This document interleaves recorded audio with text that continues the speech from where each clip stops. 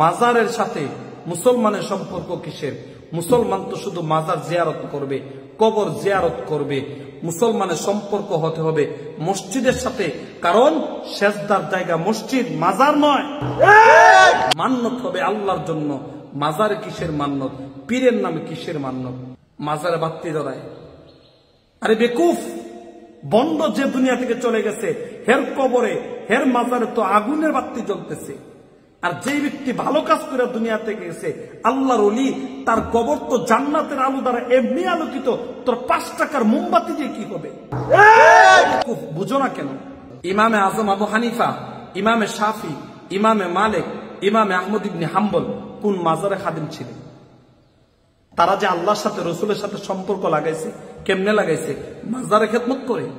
বড় পীর আব্দুল কাদের জিলানী, খাজা মঈনুদ্দিন চিশতি কোন মাজারে খাদেম ছিলেন?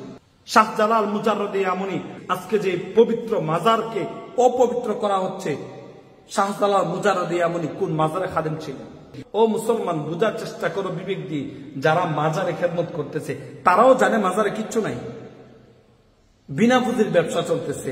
এই জন্য মানুষকে উৎসাহিত করে, আকৃষ্ট করে বিভিন্ন বানোয়াট কিচ্ছা কাহিনী, ওই বাপদাদার কিছু গল্প শুনিয়ে মানুষকে আকৃষ্ট করে বিনা পুঁজির ব্যবসা করার জন্য।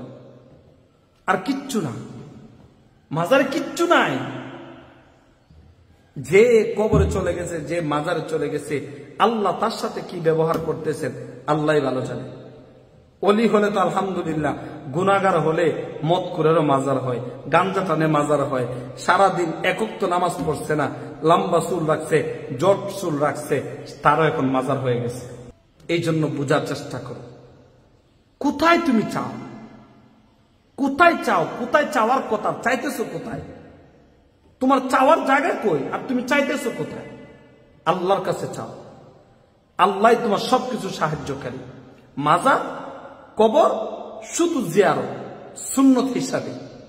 আজকে ওই মাজারের মধ্যে গান বাজনা হয়, উরুসের নামে ভণ্ডামি হয়, প্রতিবাদ করার লোক নাই। উরুসের নামে ভণ্ডামি হয়, হায় আফসোস।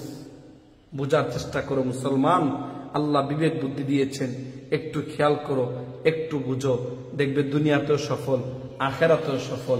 হ্যাঁ, বেদাত, শিরিক, এইসব গুনাহ থেকে বাঁচার চেষ্টা করো।